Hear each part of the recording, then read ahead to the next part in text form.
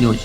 मृतक के परिजनों को 9,94,000 की राशि देने का श्रम विभाग ने किया आदेश।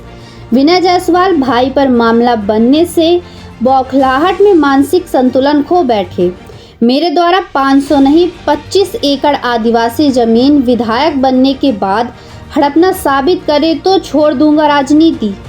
चिरमिरी भारतीय जनता पार्टी के द्वारा कांग्रेस विधायक विनय जायसवाल के भाई के क्रेशर में आदिवासी युवक की मौत के मामले में मृतक के परिजनों को न्याय दिलाने के लिए निरंतर प्रयास आंदोलन के बाद अंततः विधायक के भाई विनोद जायसवाल के ऊपर थाना खड़गवा में 304A 287 भादवी के तहत गैर इरादतन हत्या का मामला दर्ज होने के साथ ही मृतक के आश्रित परिवारजनों को श्रम विभाग द्वारा क्रेशर संचालक को 9,94,000 रुपये प्रदान करने का आदेश दिया गया है। अब आइए सुनाते हैं क्या कुछ कहा भाजपा विधायक ने। आज का प्रेस वार्ता मुख्य रूप से खड़गवा के स्टोन क्रेशर जिसके संचालक क्षेत्रीय विधायक डॉक्टर विनय जायसवाल के भाई विनोद जायसवाल हैं। उनके क्रेशर में एक मजदूर की मौत हो गई थी और उसके लिए 3 महीने से पुलिस टाल मटोल कर रही थी। भारतीय जनता पार्टी ने धरना प्रदर्शन कई बार किया। अंततः धारा 304A के तहत उनको पर अपराध पंजीबद्ध हो गया है और साथ ही साथ श्रम न्यायालय के द्वारा 9,94,000 रुपये उस पीड़ित आदिवासी गरीब परिवार को देने का आदेश हुआ है। इस बात को लेकर प्रेस कॉन्फ्रेंस। जिस तरह कल विनय जायसवाल ने आरोप लगाया आपके ऊपर, जो 100 एकड़ ज़मीन है, विधायक बनने के बाद आपके पास 100 एकड़ ज़मीन आपने बनाया है, अगर आप उस ज़मीन को प्रूफ कर देते हैं तो मैं चुनाव नहीं लड़ूंगा, पर्चा नहीं भरूंगा, इस तरह का उनका बयान आया है। मैं उनको ज़्यादा कठिन काम तो नहीं देना चाहता, लेकिन जब उन्होंने कहा है कि विधायक बनने के बाद मैंने 100 एकड़ ज़मीन अर्जित किया तो वो 50 एकड़ उनको मैं छूट दे रहा हूँ। पुश्तैनी ज़मीन है, ये भी कहा उन्होंने।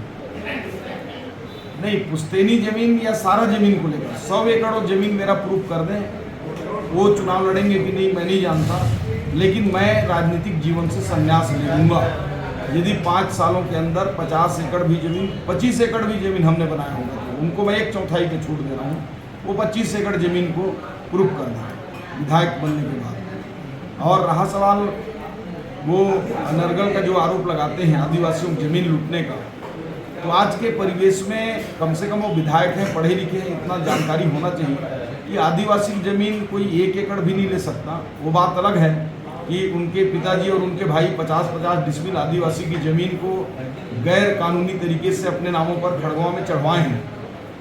आदिवासियों की ज़मीन को मैंने कोई 1 इंच नहीं लूटा, बल्कि उनके द्वारा आदिवासियों के 5 एकड़ ज़मीन खड़गवा में अपना डामर plant, fly ash brick plant, पानी बॉटलिंग प्लांट और क्रेशर प्लांट, ये सारे उद्योग इनके वहाँ उसमें अवैध रूप से आदिवासियों की ज़मीन पे चल रहा है। ये बात मैं उनको चैलेंज करता हूँ कि वो सिद्ध करें कि अगर आदिवासी की ज़मीन में चारों प्लांट उनके भाई उनके पिताजी के नहीं चल रहे हों, इसमें भी मैं सार्वजनिक जीवन से इस्तीफा दे दूंगा और मैं कभी राजनीतिक कार्यक्रम में भाग लूंगा ना चुनाव लड़ूंगा। कोयला व्यापारियों के द्वारा आपके मंडल अध्यक्ष और सक्रिय भाजपा के सक्रिय नेता का वीडियो जो वायरल हुआ है, उस पर ऑडियो जो वायरल हुआ उसमें कल विधायक ने सार्वजनिक मंच से उसे दिखाया है, जिसमें पैसे के लेन देन की बात चल रही है, क्या मानते हैं उसे? देखिए, ये सिर्फ और सिर्फ विधायक विनय जायसवाल का बौखलाहट का और मानसिक दिवालियापन का रिजल्ट है। इन्होंने, आप लोगों ने देखा होगा कि पूरे वीडियो में ऑडियो क्लिप में कहीं भी किसी कोयले की चर्चा नहीं है। मैं आप लोग माध्यम से पूछना चाहता हूँ 2 बातें कि उनको कैसे पता चला कि कोयले के लेन देन की बात हो रही है। दूसरा चीज़, अगर कोयले की उनको पता भी चल गया तो वो कोयला व्यापारी है कौन? लोग तो ये बोल रहे हैं कि कोयला तो इनके संरक्षण में पूरा खुदाई हुआ, इनकी पार्टनरी कोयला और कबाड़ वालों से रही है। ये केवल उसको छिपाने के लिए, जिस प्रकार पिछले चुनाव से पहले रायपुर में इनके बड़े नेताओं ने हमारे नेताओं का राजनीतिक हत्या कराने के उद्देश्य से बड़े बड़े सीडी बनवाए, उसी को ये अनुसरण करते हुए ये फर्जी ऑडियो क्लिप बनवा रहे हैं।